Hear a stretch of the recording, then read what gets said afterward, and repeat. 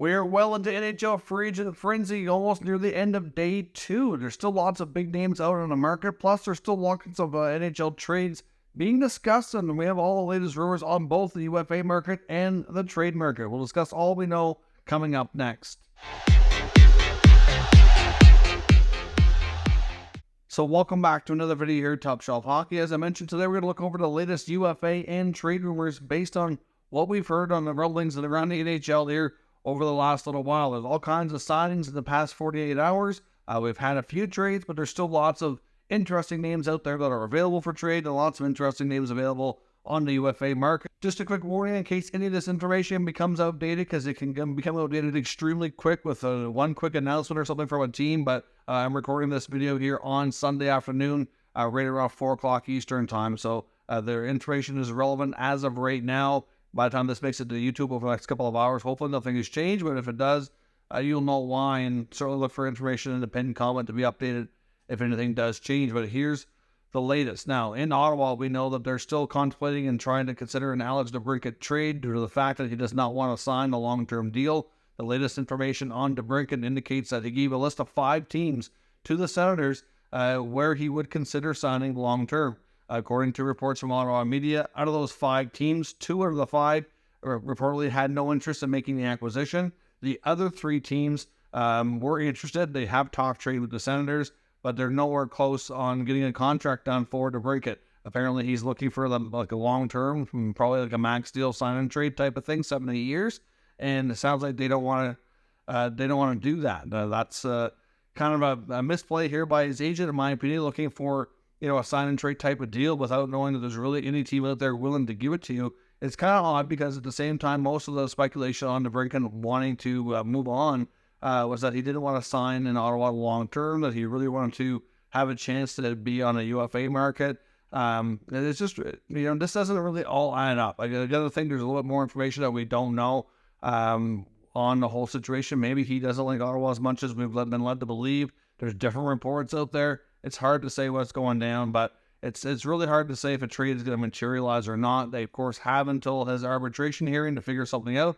Once the arbitration hearing starts, then he and the team are locked into a 1-year deal. They can still trade him, but they're very limited at that point, and they're going to be locked into a 1-year contract. So obviously at that point, his arbitration that the team is going to be looking for is knocking his qualifying offer from $9 million down to $7.65 if they get their way, win their case. But we'll see. One name, though, on the free agent market that the Senators are very interested in, apparently, and have had some conversations with, is free agent forward Vladimir Tarasenko. Now, of course, there's no way they can afford to bring in Tarasenko right now without a Debrincat trade. But if they can work out a trade on Debrincat and get future assets coming back, prospects, first-round draft picks, something to that effect, then they could sign Tarasenko to a free agent deal. At that point, use the money they would have paid Debrincat or a portion thereof, and sign the longtime St. Louis Blue, and of course play Tarasenko, who played with the Rangers at the end of the year. Had a little bit of a down year last year, but has proven since he's got his shoulder fixed up a couple of seasons back that he's been able to be healthy and contribute. And I still think there's lots left in the tank there. Tarasenko could be a welcome addition to the Senators' top 6. Playing, if he gets to play with the right players in the right role, I think he can still be incredibly productive. And I'd hope, based on this recent production, that you can probably get him cheaper than Debrincat. I think long term you'd probably rather have Debrincat, but if you can't keep him and he insists on being moved on, Tarasenko, based on what's on the market, is one of the better options that they can look to, and we'll see what happens. But they're not the only team kicking tires on Tarasenko. I have heard some speculation that Lou Lamoriello and the Islanders also have some interest there as well. Of course, Islanders dished out a ton of money to all their existing players yesterday, so they would obviously most likely want to move some money out to bring in a player of this magnitude as well. But we'll see what happens. Those two teams are very interested, and if the Tarasenko signing kind of delays itself, then it very well could mean that he's waiting for a team to make a move and free up some money to get it done. We'll see. Now, another key UFA that's on the market right now is Tyler Bertuzzi. Had a real strong finish with the Boston Bruins and had a strong playoff. The Bruins at this point are pretty well moved on, knowing that they just don't have the money to sign him. What he's reportedly looking for, the rumor on Bertuzzi is that he's looking for at least a 5-year term, preferably more, up to 7 years, with at least a $5 million per year salary. I mean, $5 million is probably your your starting point, you're probably going to end up getting up 5.5, closer to 6, I would think, to get a deal done. Now, there's numerous teams reportedly been interested. I know I've seen some rumors about the Florida Panthers being interested in Bertuzzi. I've seen rumors about the Toronto Maple Leafs having interest. Also been some speculation the Florida Panthers, after making a move yesterday and trading Anthony Duclair, and then of course now they signed Evan Rodriguez in free agency, that they with the interest in Bertuzzi, that they may also be interested in trading Sam Reinhart. Now Reinhart's got 1 year left on his contract, $6.5 million. And at this point, at least, there's been no word about contract extension talks taking place. Doesn't mean they couldn't or won't. Obviously, they've got other burning business that might be a little bit higher priority for them right now. But at the same time, there's been some talk that Reinhart could be available for the right trade out of Florida. So there's some thinking that maybe longer term Bertuzzi might be a little bit cheaper, different style of play, and that maybe they try to bring in Bertuzzi and move Reinhart. So Sam Reinhart might be a player that comes available if the Florida Panthers want to bring in another free agent. It's hard to say. I'm not sure that really makes them better. It's a different style of player for sure. But another name to watch on the trade market, though, for sure, Sam Reinhart. I know there's lots of teams that would likely have interest if the Panthers indeed want to make a move. Another interesting UFA to keep your eye on as well. Former Dallas Star, former Chicago Blackhawk, actually bounced around a lot lately, is Max Domi. Had a good year, though, last year between this time in Chicago and Dallas. Strong finish. The Stars had interest to bring him back, but I think he's just priced himself out of Dallas with what he's looking for. Rumor has it he's looking for a multi-year deal. He's been obviously on a 1 year deal most recently. Multi-year, I would assume he's probably wants more than 2 if he can get it. Probably 3 or 4 is more likely, and he's looking for a raise on his $3 million salary that he made last year. I think probably in the 4 or 5 range is probably more reasonable. Again, some of the same teams that are interested in Bertuzzi also have interest in Domi, including the Maple Leafs. I think the Leafs are one of the probably a lot more serious on Domi than they are Bertuzzi. I think Bertuzzi's name was mentioned just because he's from Ontario. I haven't really seen any more direct, reporters linking the two, but Domi has been linked to the Leafs by multiple reporters, as well as the Nashville Predators and Calgary Flames. They're also teams that are expected to be in the mix, but again, when it comes to UFAs, you hear teams talking, and that just means that they're the latest teams to check in, make an offer. It doesn't mean another team can't swoop in and make an offer, and this the Domi loves and he goes there instead, and you never heard anything about it. Just like Johnny Gaudreau going to Columbus last year, same sort of idea. I wouldn't really put a lot past that, but Domi's certainly out there looking for a raise in multiple years instead of what he had last year, which he certainly earned based on his play. So we'll see how things work out for Max Domi. The Dallas Stars are actually interested in bringing in former Minnesota Wild defenseman Matt Dumba, but apparently, based on their situation, that's not going to be very easy to do, cap space-wise, of course. There was some speculation they might move on from Ryan Suter, but that appears to be just media speculation. The team apparently wanted nothing to do with that. I know Jim Nill was asked about it and kind of looked surprised that there was even something that people thought they would consider. Obviously, Suter's played a lot of minutes, but didn't have a great playoff for them, and obviously the team views him differently than the fan base. I think that's probably fair to say. But to make room for a Matt Dumba on the back end, there is some talk that they're considering moving a player like Mason Marchment. Of course, Marchment really flourished in Florida, earned himself a new, bigger free agent contract, which he got last year in Dallas. And not to say that he hasn't earned it or didn't have a good year, but I don't know that his expectations were met last year. But at the same time, I do wonder if the expectations might have been a little bit too high. Obviously, sometimes you get these players that break out and like him in Florida, and it's hard to duplicate elsewhere. You get new line mates, new city, new team, new acclimation. He also went through a lot with his dad passing away tragically and unexpectedly at the draft last year. Of course, his father, a longtime NHL player, Brian Marshall, was still working with the Sharks as well. So it went through a lot personally and a lot of change. So I don't think you can put that on him too much. I would think if he sticks around, that he'll have a better chance to be in a better space and mentally and physically and produce better. But there is a possibility that he could end up being on the move if they really want to make room for Matt Dumba.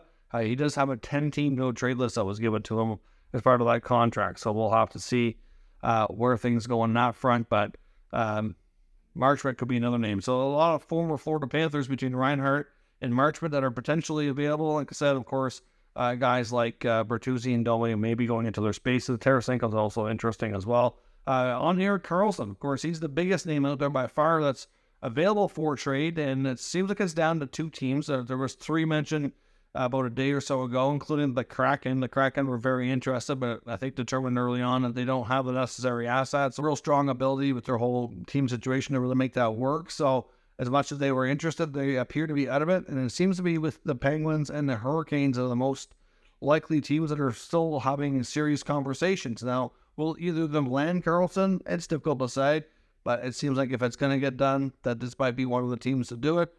Carolina, to make a trade, though, involving Karlsson, would have to move Brett Pesce. We know that he needs an extension, and they have not had great negotiations. Like, they've not gone well. They still seem to be far apart on term and money, so obviously he would not be really needed anymore if you bring in a guy like Karlsson. The Penguins would like to move some money as well to make that work, and then probably involve defenseman Marcus Pettersson. Most likely, either team would probably have to bring in a third team to eat some money on the salary and do a third-way retention. So we know that the San Jose Sharks, before when we talked about Karlsson, Mike Grier said that they didn't want to retain the maximum 50% on his contract, and understandable so. But if they can get, like, at least maybe a 30% retention, for example, and then have another team come in and eat another chunk of it, then obviously that would knock it down. So each team can retain 50% maximum. So you can do 50% and then another 50% of the remaining, which essentially is like 75% overall. So it might not be that much. If the Sharks retain 30 and another team is willing to retain anywhere from 30 to 50 of the remaining amount, that's still quite helpful. If teams can get Karlsson's contract down to $6 million or, anything close to that, 5.5, anywhere in that range, then obviously that makes a huge difference. So I think a third team is going to have to be involved for anybody to have a real good shot, because all these teams that are the most interested and willing to try to make a deal work are all very much tight up against the cap, and the Sharks would have to take back at least one player, one defenseman, not to mention that there'd have to be some, draft picks and prospects involved as well. So it's going to be difficult to say if one of those teams can pull off a trade, but that's going to be the most interesting name, I think, to watch. I don't know how far that's really going to drag on. I'd say give it maybe this week, the next 4 or 5 days. If something doesn't materialize, I wouldn't say never, because look at what happened last year with Tkachuk and Huberdeau. That deal came down in late July. But it's just, the longer time goes on, the less likely it becomes as teams get more, planning for their season and that much more money tied up, and just makes things more complicated. Now, another team to watch is the Boston Bruins. Of course, we've seen them kind of fill out their roster with a lot of bargain signings. They brought in a lot of contracts for short term with less money. GBR, prime example of that. They've lost out on some of their UFAs that they wanted to bring back. Orlov and Hathaway moved on. Bertuzzi is going to move on. We know that there's a pretty much all. It seems like the chances of Bergeron and Krejci coming back are very, very low. Krejci might even go back to Europe, so it's quite likely that they're going to be moving on without them. So at the end of the day, the problem right now is their center depth. Now, do they address the center depth, or do they go with guys like Coyle and Zaka as your top two centers? It's not really ideal. They could do that. I mean, they still have some, high-level elite wingers like Brad Marchand and David Pastrnak. Jake DeBrusk is pretty solid. Hopefully GVR can still be good for 15 to 20 goals. It's just difficult to say who does all the face-offs, who does all of the PK, like who's going to look after a lot of the stuff that Bergeron and Krejci did. And one of the names that's been out there is Mark Scheifele. Scheifele's almost making over $6 billion in Winnipeg on a one year left on his contract. A lot of uncertainty around his future in Winnipeg. Now, since the other moves that have come in with the Jets, with Wheeler and Dubois both being gone, there is some talk that maybe they would reconsider and extend Scheifele. And I think a lot of that's going to depend on first off, is the player interested, and, does it make sense for the team? I mean, he could be a short-term option for Boston. I mean, where he's a pending unrestricted free agent. Maybe they don't necessarily trade for him with a extension, and they kind of, experiment with see how the season goes before they make a decision on that. But that is a name that the Bruins reportedly are keeping an eye on and watching. If they do make a trade for a centerman who could play a top six role, wouldn't surprise me at all if that's who it ends up being. They would have to move a defenseman. They're looking at probably Grzelcyk, maybe Carlo. One of those D would likely have to go to the Winnipeg Jets in return. But then at the same time, if Winnipeg trades Scheifele, they've already traded Dubois, you're going to have the same problem with Winnipeg. Like, they tried to make some other additions around the team. They don't know about the future of Connor Hellebuyck. And now if you move Scheifele, you don't really have a lot of legit top 6 centers. Now, Gabe Vilardi, who came over in the Dubois trade from the LA Kings, he could be a top 6 center, but he's played a lot on the wing in LA. I think the Jets, they probably would hope he can be a center, but that's probably something that they may not know just yet. They're probably going to try to see how it goes, but he might end up being more of a winger for them. If he does, that's a problem because, at least based on their middle strength down the middle. You get Dave Lowry, but ideally Lowry's a number 3. It really creates a problem with their overall depth if they lose Scheifele too and don't bring back a center in a trade. And if they move him to a team like Boston, that's not going to happen. Now, unless they move him to a team like Boston, bring him back a defenseman, see if they can squeeze into their cap another different type of center, like a Max Domi or somebody like that via free agency. I don't know. Either way, it's a lot of moving parts and see what happens. But Boston is going to be an interesting team to watch. They're going to look very different next year. And I do wonder if they might take a step back based on their center depth and all these, value market signings. Are they going to work out? And are they going to still be able to be as effective as they were last year? It's going to be very interesting to see for sure. And we'll see. As I mentioned before, hopefully all this information is still relevant over the next few hours as it hits YouTube. If any of these players have signed or any of these trades have taken place, then obviously you'll know that what will happen here because this was recorded ahead of time. But we'll be back when there's more news on the signings or trades to discuss here around the NHL. So until then, if you're new, make sure you subscribe and stick around. We'll keep you up to date here, Top Shelf Hockey, with all the news, rumors, analysis of all 32 NHL teams. Thanks for watching, and I'll catch you next time.